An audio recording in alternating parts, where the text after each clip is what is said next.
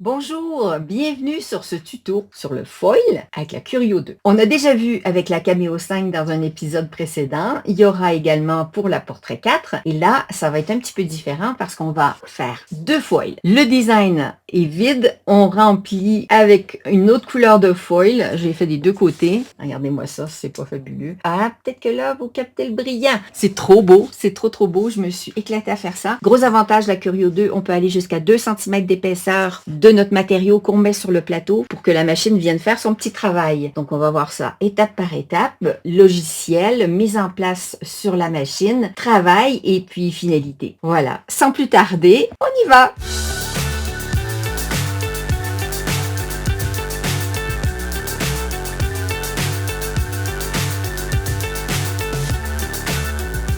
On va dans le logiciel avec notre petite Curio 2 pour notre foil. Nous y voilà. Alors, j'ai choisi un papillon qui est pas trop mal, sur lequel on peut faire quelque chose d'assez sympa. Je sais pas si vous avez regardé la vidéo sur le foil de la Cameo 5. Ça va être la préparation du fichier strictement de la même manière, mais on va voir si on fait pas des petites nouveautés avec notre Curio 2. Donc, on s'assure qu'on a bien Curio 2 dans le menu mise en page qui est ouvert. Et une fois que c'est fait, on est tout bon. On peut fermer l'affaire. Hop. Alors, je vais aller chercher cette image qui était très chouette. Alors, il y a deux possibilités. Souvent, les gens qui ont la Curio 2, je ne sais pas si c'est votre cas, ça serait intéressant de le mentionner dans les commentaires en dessous. Souvent, ceux qui prennent la Curio 2 ont une édition supérieure du logiciel. Donc, du coup, on va chercher un SVG parce que c'est le summum de la qualité pour Silhouette. Il y a aussi Illustrator qui peut être importé et EPS. Mais comme SVG, c'est très bien, on n'a pas de souci, on va aller chercher ça. Et je vais aller chercher, du coup,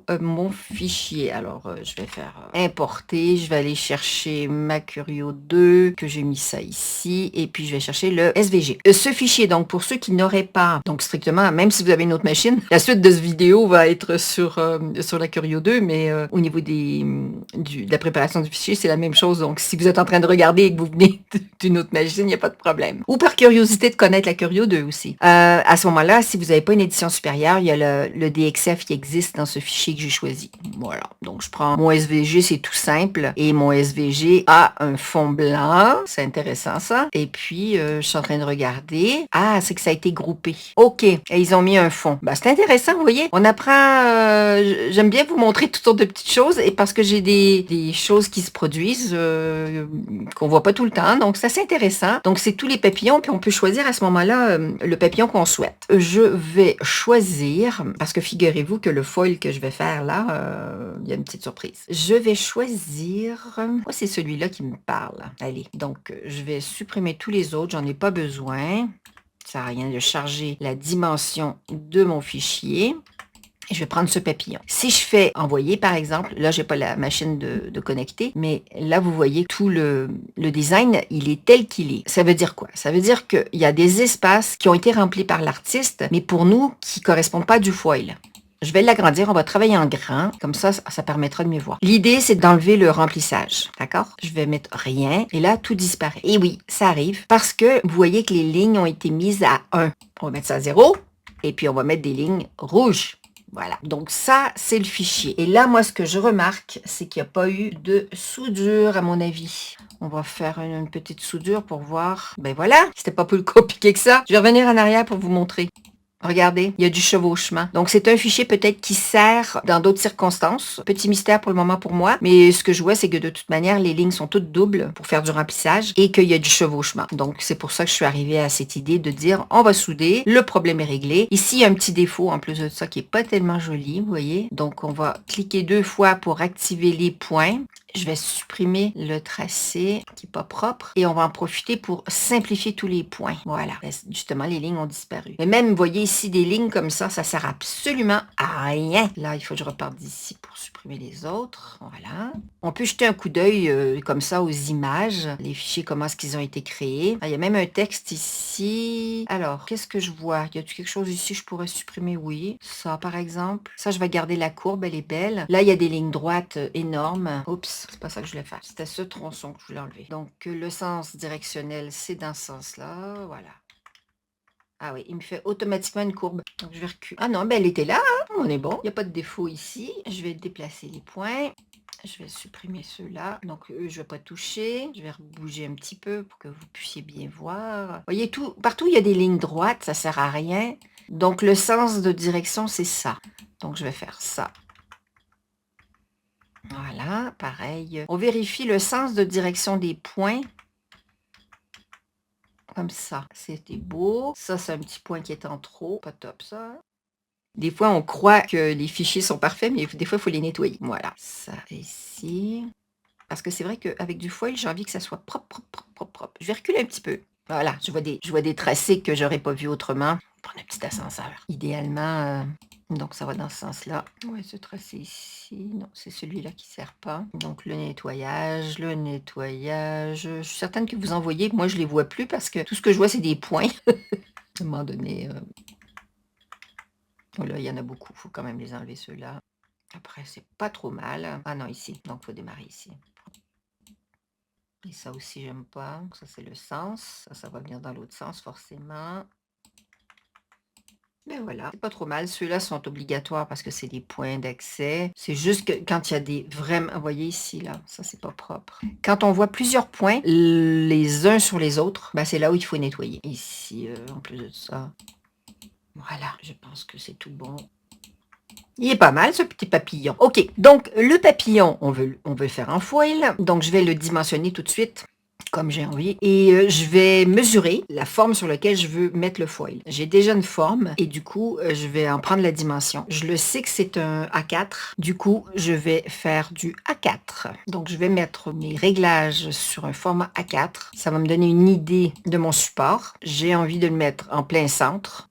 Voilà, et du coup, je vais bien l'agrandir parce que je trouve que ça va être plus joli de cette dimension-là pour ce que je veux faire. OK? Et j'ai presque envie quand même de le monter un peu. Donc, je vais plutôt le centrer par rapport à la page, comme ça. Voilà. Une fois qu'on a la dimension, c'est important de mettre l'image à la dimension qu'on veut tout de suite avant de remplir les creux des lignes. J'explique. Pour ceux qui n'ont pas regardé la vidéo de la Cameo 5 au niveau du foil. Tous les creux qu'on voit, si je mets de la couleur dedans, je vais mettre une couleur claire. C'est du vide. C'est-à-dire que si j'envoie le foil à faire, la machine va faire un tracé, le stylo chauffant va faire le tracé que des lignes rouges qu'on voit. Et tout ce qui est en bleu pâle ne va pas se faire. Et moi, j'ai envie que tout ce qui est à l'intérieur soit passé avec le stylo chauffant. OK? Donc là, je vais enlever la couleur et je vais aller chercher mon outil. Donc maintenant, je peux fermer ça. Je vais chercher mon outil. Oups, pardon, celui-là. Mon outil de spécialité. Et là, je vois le petit stylo chauffant parce qu'il y a un outil ici avec deux petites lignes de vapeur. Donc, je clique là-dessus et je veux que le foil maintenant se fasse dans cette forme-là. Et j'ai envie de voir si ça serait pas mal. Eh ben oui, c'est beau. Et je vais diminuer l'espacement parce que je trouve que l'espacement est pas assez serré. Parce que je veux que ça foile très très bien. Je veux que ça se dépose. 10, c'est trop. 20, c'est nickel. Je pense que en mettant la pointe large. OK, je libère le remplissage du stylo thermique. Avec une édition payante, supérieure du logiciel, on a la possibilité, en allant dans le croquis ici en bas à droite, d'activer une bordure. C'est-à-dire que le foil, si j'ai envie que mon stylo refasse toutes les bordures, il va me les faire. Je l'active et je libère. Donc là, mon design est prêt à l'envoi à la machine. Donc, on se retrouve. Je vais connecter ma machine et je vais vous montrer, mettre le stylo et tout ça. On va aller au niveau de la machine là tout de suite. La Curio, c'est pas facile à filmer parce qu'elle est quand même imposante. Après, quand il y a certaines personnes qui disent oui, c'est mieux la Cameo 5 par rapport à la Curio, par rapport à l'encombrement. Ben, de toute manière, la Cameo 5, si on utilise les plateaux, etc., ou on a toujours besoin du dégagement derrière et devant, de manière, ça change pas grand-chose. On prend de la place aussi avec les machines. C'est juste qu'elle est plus imposante quand on la regarde, c'est sûr. L'idée maintenant, c'est que cette merveilleuse machine peut travailler jusqu'à 2 cm d'épaisseur. D'où vous voyez le test que j'ai fait. Je l'ai fait sur Lando parce que je me suis dit, il fallait que je sois quand même préparée. Il faut que je vous fasse des tutos qui soient corrects et que je vous donne les bons réglages. Donc ça, 2 cm, c'est le maximum que ça peut être passé en dessous du chariot finalement. C'est le chariot qui détermine la hauteur et puis la capacité du porte-outil à descendre jusqu'à l'endroit où il faut faire le travail. J'ai mis le plateau à débris. Ça, c'est super important quand on fait un travail de foil ou de gravure, par exemple. Eh ben, ce plateau remplace le plateau électrostatique. Vous voyez, il s'enlève et il se glisse. Il y a 2 petits loquets ici que vous les voyez à peine, là, mais ils sont là. Je vais peut-être essayer de vous les montrer. Voilà, ils sont ici. Vous voyez, les 2 petits loquets. Donc, on tire dessus, on peut retirer puis remettre le plateau électrostatique. J'ai mis, moi, dans le fond, un tapis de base. Il y a des marques à l'intérieur pour les ajustements du tapis. Donc, je sais que je suis à peu près très centrée. Pas à peu près très centrée, je suis centrée. Le tapis est centré. J'ai bien mis du scotch tout autour pour que ça tienne. Et ça, c'est toujours, je le laisse toujours dedans. C'est ma protection de mon plateau à débris. Et si j'ai besoin, ben, je peux remettre un autre tapis par-dessus ou quoi que ce soit. D'une manière ou d'une autre, la machine va mesurer la profondeur. C'est ça qui est top, top, top. Première chose que je vais faire aussi, c'est la mettre en route. Donc, j'appuie un petit moment sur ma machine. Elle va aller faire sa petite danse. Elle va venir me voir et elle va reculer.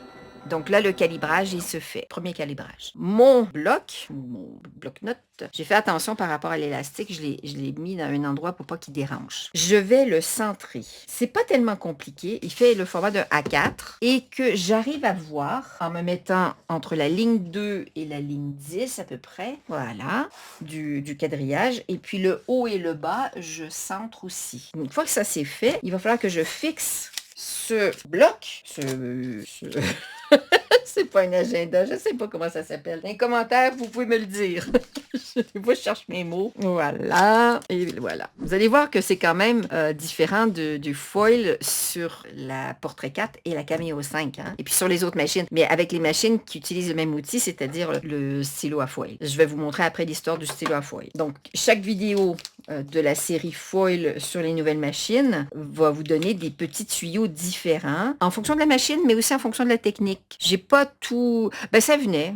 C'était plutôt inspiré. Il va falloir que je me trouve mon centre aussi là-dessus. Parce que mon design, je veux le centrer. Donc, 29,7 divisé par 2, on est à peu près à un petit peu moins que 15. Je peux me faire une petite marque si j'ai envie. Prendre un petit scotch comme ça, je m'y retrouve. Donc, je vais mettre mon scotch un peu moins que 15. Ça, je sais que c'est à peu près ici. Et ma moitié de 21, c'est 10,5. Donc, mon point central, il est ici. D'accord? Si mon point central est là, c'est là où je vais venir mettre mon foil. Donc, j'ai choisi du foil de We Are Memory Keepers parce que le design que je fais, il est assez grand et que celui de Silhouette n'est pas assez grand. Celui-là, on le trouve chez Anchor Smith. C'est là que je me le suis procuré. Donc, je sais qu'à peu près mon centre est là. Je vais me dire, mon foil, je vais le centrer aussi. Je peux même me faire un petit point de centrage. Et puis là, je peux enlever mon petit scotch derrière. Il ne faut pas le laisser, bien sûr. Hein. Je le pose là-dessus et je centre. Et là, je vois qu'il n'est pas vraiment centré parce que je regarde là et là, c'est pas pareil. Voilà. Ça doit avoir bougé. Je vais donc mettre mon scotch aux angles, mon washi. Je le mets à l'opposé en tirant bien parce qu'il faut que ça soit tendu le plus possible. Et pareil ici, bien tendu.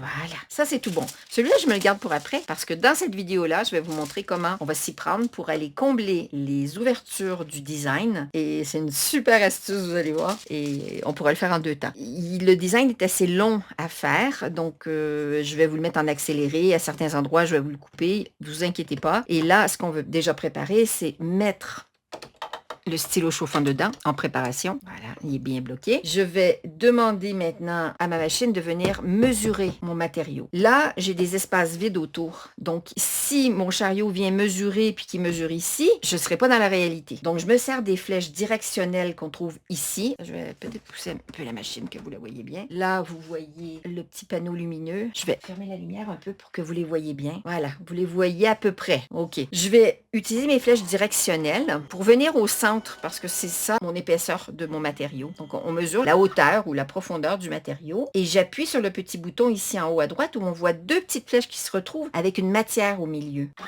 Là, il va faire ses calculs. Parfait. On va maintenant aller simplement dans le logiciel et on va faire le travail de préparation. Nous y voilà. Moi, j'aime bien parce que sur la Curio, on voit la machine en fond. Je kiffe. OK, on a fait ce design. La base de ma machine, c'est quand même une 30 par 30. D'accord? Donc, je me mets en 12 par 12, qui est 30 par 30. Et j'ai centré mon A4 et j'ai centré le foil où je veux que mon design vienne dans le milieu. Vu, j'ai mesuré mon foil et mon foil, il n'est pas immense non plus. Donc, avec ma règle, je vais juste le remesurer rapidement. 10 par 15. C'est un format photo, ça, tiens. Le 10 par 15. Et là, j'ai 101 en hauteur sur ce papillon et j'ai la largeur OK. Il va falloir que je le diminue parce que sinon, ça va déborder. Donc, si j'ai 100, je vais mettre 90. Ça me laisse 1 cm, un demi au-dessus, un demi en bas. Et je vais le centrer complètement au milieu de mon tapis, de ma machine, parce que c'est là que le travail va se faire. J'ai ça qui est fait et je voulais juste vérifier au niveau de l'espacement du design parce que j'ai vu que ça me prenait tout à l'heure pas mal de temps et je pense qu'on peut faire quelque chose de pas mal. Voilà, il y avait quand même ça comme design. Si je retourne ici et que je lui dis stylo chauffant, ça c'est sélectionné et que j'ai fait ce design, il était à combien? Je crois qu'on était il était en train de calculer.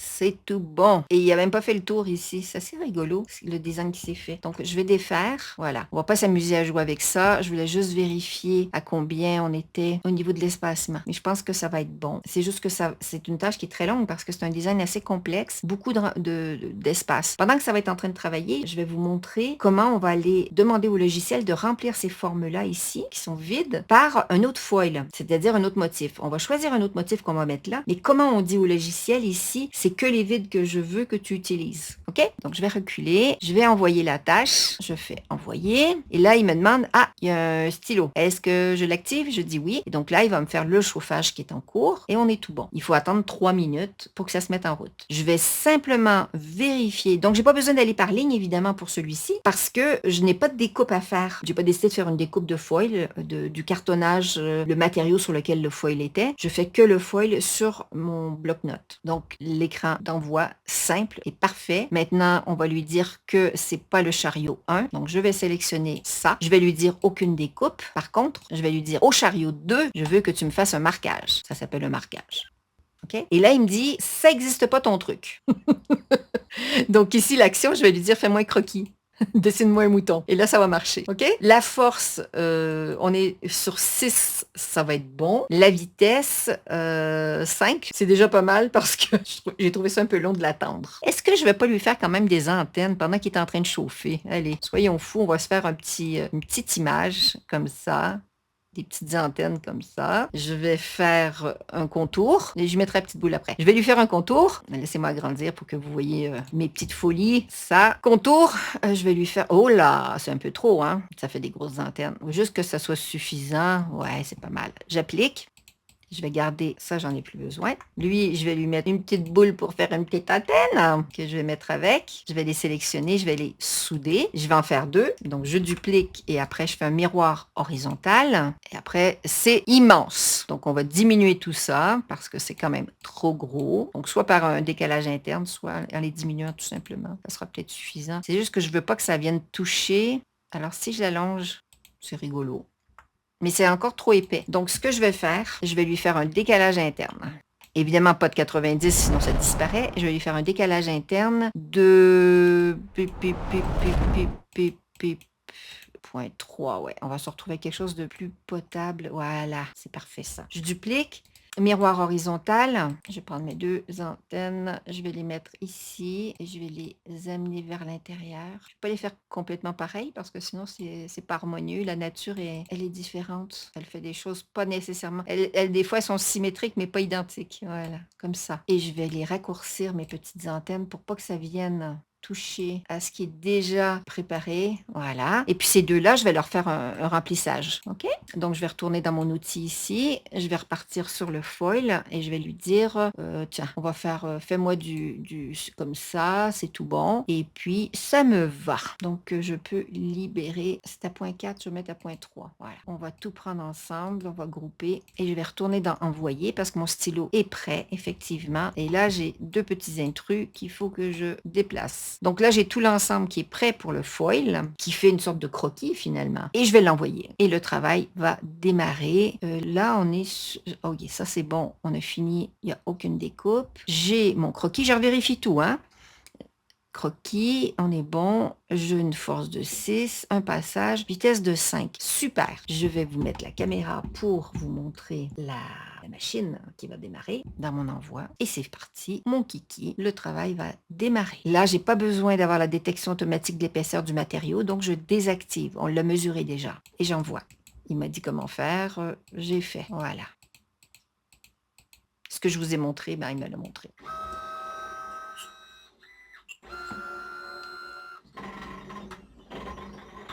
Le travail démarre, je vous le montre en plein écran.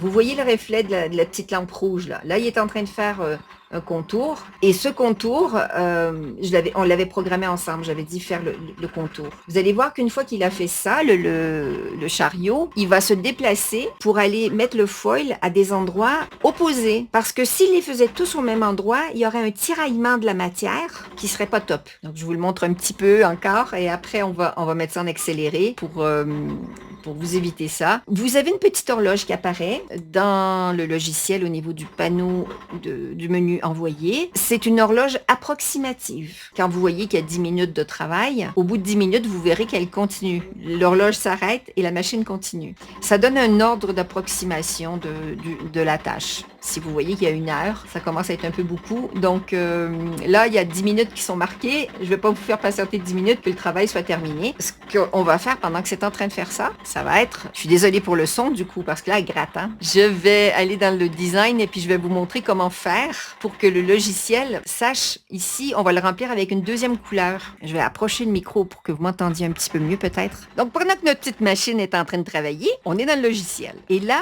ce que je veux faire, c'est que je veux dire au logiciel, je veux les intérieurs. Je pourrais très bien faire un duplicata et scinder le tracé composite, dégrouper, scinder le tracé composite. Sauf que ça risque de prendre beaucoup de temps et utiliser beaucoup de données et du coup risquer de faire planter. Et si votre ordinateur n'a pas assez de mémoire, vous allez voir, c'est un peu compliqué. Donc ce qui est plus simple, c'est de simplement faire une vectorisation du duplicata. Je l'amène à 100% parce que j'ai rien autour, il n'y a pas de souci. Je vais lui dire vectorise-moi le contour extérieur. Vous voyez comment c'est rapide? Ça, j'en ai plus besoin de celui-là. Et ça, je vais le transformer en noir.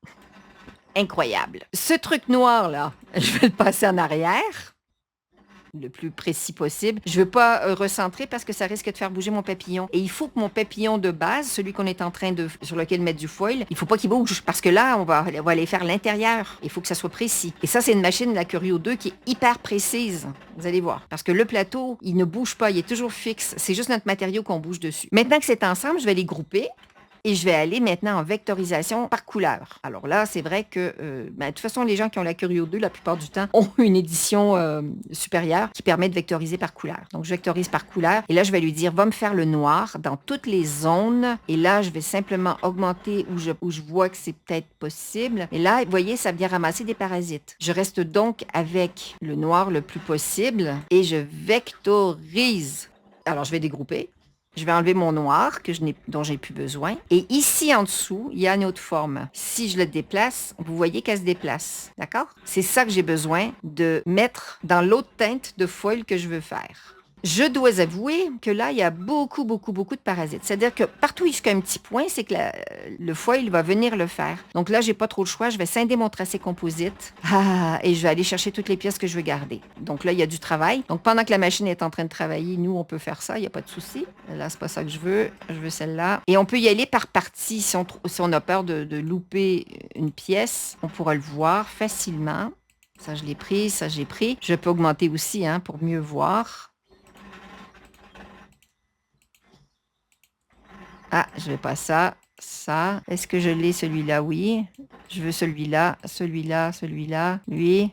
Je pense que c'est tout bon. Je vais créer mon tracé composite de ce côté. Je vais faire l'autre. C'est pour éviter les erreurs que je le fais en deux parties. Donc, quand vous voyez que le carré disparaît, la machine, elle gratte bien, là, je vous le dis. La force de 7 est forte un peu. Mais ça va être très, très bien foilé, vous allez voir. Ça, je vais le mettre aussi. Ça, je le mets, lui aussi. Voilà. Ça et lui. Je crée un tracé composite. Je vais prendre mes 2 tracés composites. Je vais les déplacer pour voir s'il m'en manque. Ah, voyez, là, on les voit, ceux qui manquent. Donc, je fais CTRL-Z. Et ce que je peux faire, c'est je devrais pouvoir les trouver là. Voilà. Donc, j'ai lui et lui. Ensuite, je vais refaire ça. Lesquels me manquent? Ceux du bas. Ces 3-là ici. Donc, je devrais avoir ça, ça, ça. Créer tracé composite pour que tout soit ensemble. C'est bon, j'ai tout. CTRL Z, je reviens au même endroit. Je vérifie ici. Ah oui, il y a des formes qui n'étaient pas entrées. Vous l'avez sûrement vu quand j'étais en train de le faire. Donc, si je fais ça, il me reste plus de forme, a priori. Il me reste que les parasites. Je prends mes deux grandes formes. Je fais un seul tracé composite. Et tout le reste ici, je vais tout faire supprimer ça. Pour pas que ma machine le prenne non plus. Hein. Et je supprime. Et j'en vois encore. Donc, je peux refaire un... Ah oui, il y en a ici aussi. Donc, j'appuie sur la touche supprimer. Hein? Voilà. Si je veux faire CTRL A pour tout, j'en vois plus. Voilà, c'est bon. Donc, lui, je vais lui changer sa couleur. Je vais le remplir de... peu importe, un violet. Je vais le passer derrière pour venir l'aligner dans les espaces. Comme ça, je vois bien où j'en suis. Il manque un petit bout ici, c'est pas trop grave. Quoi qu'on ça va nous faire voir du noir. On peut le remplir. Si je scène mon tracé composite, je vais pouvoir prendre celui-là, le dupliquer, venir le mettre à côté, le rapetisser, juste pour que j'aie une petite touche quand même de la couleur de foil que je mettrai. Tourner un petit peu. Et j'en ai un aussi de l'autre côté, donc je vais le dupliquer, je vais l'amener de l'autre côté. Et là, je vais lui faire un miroir horizontal, hein, parce que c'est à peu près la même forme. Hein. Voilà. Et c'est pas trop mal. OK, je reprends tout, sauf mon papillon rouge. Je recrée mon tracé composite. Et maintenant, cette forme-là, je vais lui enlever sa couleur. Maintenant que j'ai enlevé sa couleur, je vais demander au logiciel, repart dans les outils, et de lui faire du foil. Et là, je vais décider de la forme de remplissage que je souhaite. Celui-là va très bien aller à 0.30 avec une petite angulation. Et là, je peux le passer dans une autre couleur parce qu'il va falloir que je dise au logiciel, c'est dans ce couleur-là que je veux que tu ailles faire le travail. Donc là, pour le moment, tout est prêt. Je peux grouper. Et je vais retourner dans Envoyer. Hop! Eh bien, non, on va dégrouper, je crois. Il va falloir que j'aille par ligne. Et par ligne, ça ne sera pas le rouge. Il ne me voit pas le violet. C'est intéressant, ça. Solution, si on ne voit pas ça, c'est peut-être parce qu'elle est en train de travailler. On vérifiera. Je pourrais simplement ici enlever le papillon qu'on a déjà fait et laisser celui-là à faire. Je peux faire une vérification, ça sera ça, oui. On voit bien la différence. Donc, je vous retrouve à la fin de ce premier foil qui sera terminé.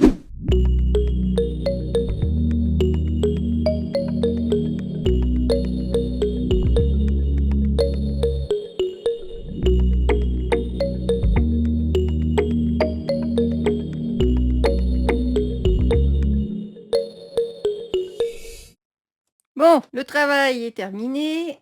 Alors, je vais m'assurer que je vais mettre l'autre foil, donc pour le remplissage, au même endroit. Je vais donc faire une petite astuce, c'est d'enlever que 2 de mes washi. Je vérifie le résultat.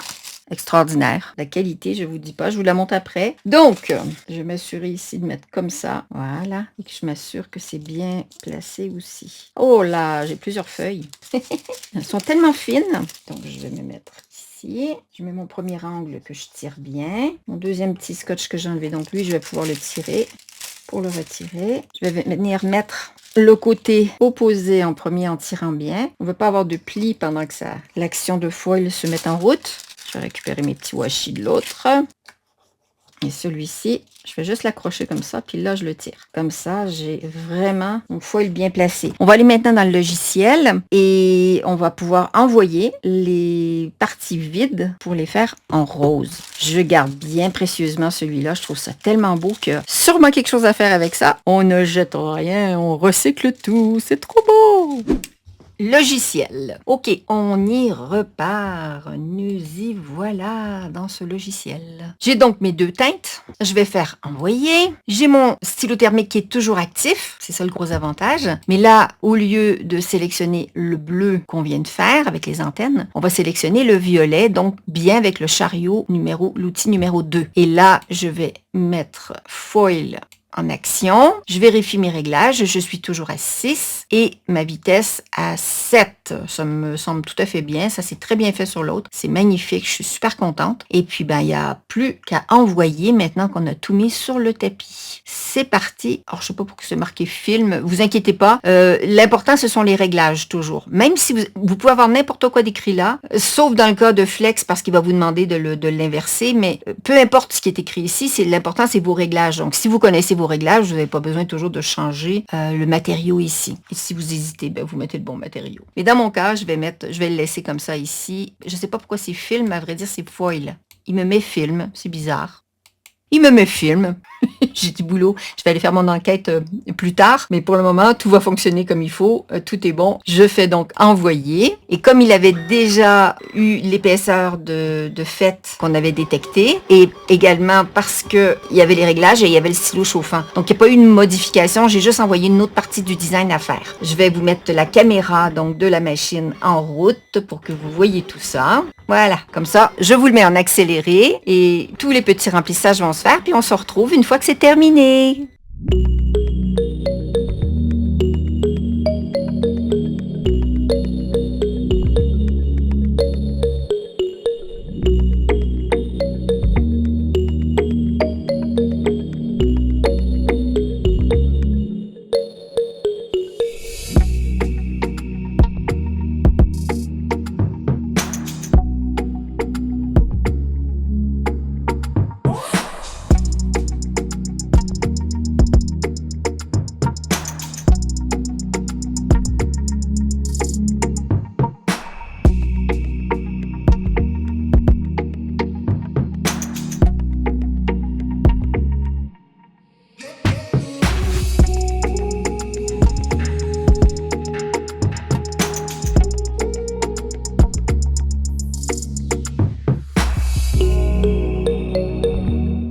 Tadam! Eh ben, ça va être le moment de vérité. Je vais vous faire durer le plaisir pour vous montrer le résultat final. Toc, toc, toc. Je me les garde ceux-là parce qu'ils sont encore très, très bons. Je les mets pas, faut pas que je les mette au niveau des rails, hein, parce que quand le chariot va passer, il faut pas que ça soit dans le chemin. Je me les mets sur le côté comme ça. Lui, ben, plus facile à enlever comme ça. Et puis, ben, ça sera pas un gender reveal, mais je vais faire ça. Ping! Il pigne. Vous me connaissez pour mes pignes. Ça et ça. Et je vais vous approcher la caméra pour que vous voyez bien toute l'affaire. Maintenant, on y va. Regardez-moi ça. C'est-tu pas assez beau? J'aimerais bien que ma caméra fasse un joli focus. Voilà. Hop. Je pense que c'est peut-être le fait que ça soit brillant que c'est plus difficile pour elle. Regardez. Voilà. C'est pas fantastique cette affaire? Et je trouve qu'avec les petites antennes, c'est pas mal l'affaire. Je pourrais même revenir après et mettre ici du texte là aussi, hein, ou des ornements autour. Ça va être un projet à venir. Et puis ben là-dedans, je me ferai une. Ça sera peut-être un livre pour mes essais de papier, d'impression, etc. Voilà. Donc voilà le travail. Ben, il n'y a plus qu'à s'y mettre, hein? Tous ceux qui ont la Curio 2, ou bien ceux qui ont la Camé... Ben, peu importe les machines, vous pouvez le faire avec les bons outils. Je vous ai mis en description en bas un lien pour avoir les outils d'embossage en fonction de votre machine, mais cet outil d'embossage sert éventuellement aussi comme référence pour un stylo à foil, ok? Donc, n'hésitez pas à le demander, c'est en dessous avec un lien. Ben, écoutez, je suis super contente. Et je conserve ça, on dirait une vraie dentelle. Ça me donne presque envie de le mettre ici dans mon book. Regardez ça, c'est pas beau. Je vais faire un petit clin d'œil pour que ça fasse un petit journal. Voilà. Et je ferme. Toc! Super! J'enlève mon stylo chauffant parce que sinon il va pas s'arrêter comme ça. Et là, il peut refroidir. Intéressant la Curio. Voilà le projet terminé. Désolée pour les petits couacs d'enregistrement. Donc l'arrière, ben là je pourrais prendre un feutre métallisé pour le faire. J'aurais pas envie de relancer. Et le papillon devant. Voilà. Qui est plus grand. J'ai pu me permettre de faire plus grand. Je suis super contente des petites antennes qui ont été faites. Si cette vidéo vous a plu, n'hésitez pas à me faire un petit pouce, à vous abonner à la chaîne et à activer la cloche pour être tenu au courant des prochaines vidéos. Si vous avez des questions, n'hésitez pas à les poser en dessous de la vidéo, je me ferai un plaisir d'y répondre. Toutes les références de tout ce que j'utilise se trouvent dans la description sous la vidéo également. Je vous fais plein de gros bisous et puis foilez tant que vous voulez. C'est la folie. Et puis, une prochaine série de vidéos sur le foil vont arriver également sur le thème des machines plus anciennes qui ne peuvent pas recevoir l'outil foil de la nouvelle génération de machines. Désolée, mais on va trouver des petites solutions et ça me fera plaisir de les partager avec vous très prochainement. À bientôt. Ciao, ciao.